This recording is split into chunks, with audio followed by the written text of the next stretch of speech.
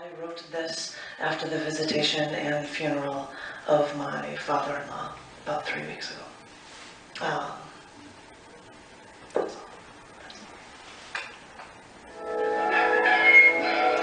Looked into the coffin of a man who was once great.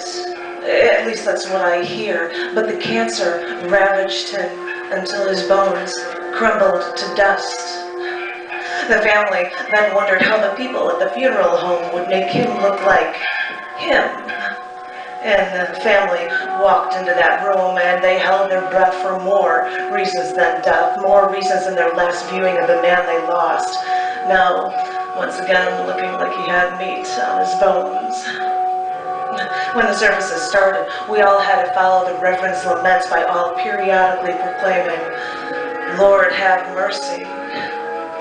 The man with the collar would talk, and I would wonder what it would be like to hold the job of applying makeup to the dead. Try to make them look not so dead. Puff up the cheeks, apply face paint to give them color. Lord, have mercy. Beforehand, a string of older firemen came to us before the coffin with small black bands over each of their badges. When the fire station started, before they even had a fire station in the town, he used his red truck with ladders tacked to the sides and a trailer to haul a barrel of water. Lord, have mercy.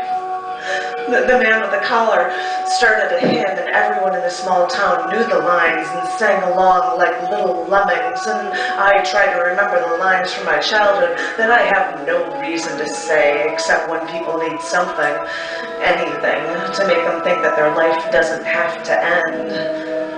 Lord, have mercy.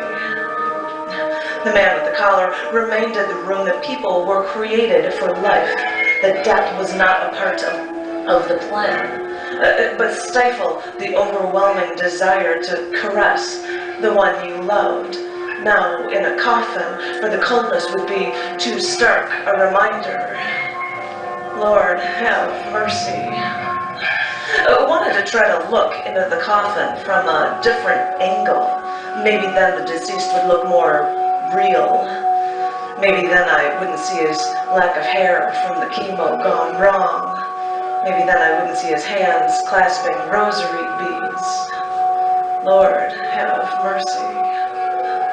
I remember the string of people wanting to meet us before they proceeded to the coffin, which reminded me of a procession of people waiting to congratulate a bride and groom immediately after a wedding ceremony.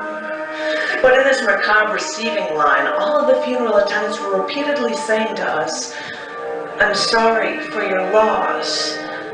And I wonder how many times the man in the coffin had to say those words in his line of service. How hollow those words were when he spoke them, when the words then seemed so stifling.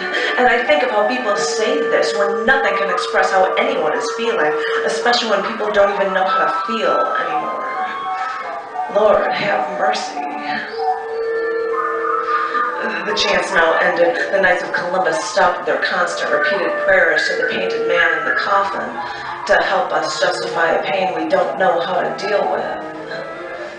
Lord, have mercy was all I could think, but not to call a higher power, but to give empty words at an empty time with too many injustices in this living death scene. We're all players in this charade. Making up death in a way that we want to believe is not ghoulish. That's what we keep telling ourselves, unless we choose to ignore the macabre while unsettled lives are still all around us. We mourn or cry, and we try to fit this all into the pieces, into the puzzle of our lives. And for those who believe, and even for those who don't, these words seem to be the only fitting words to think or feel. Lord, have mercy.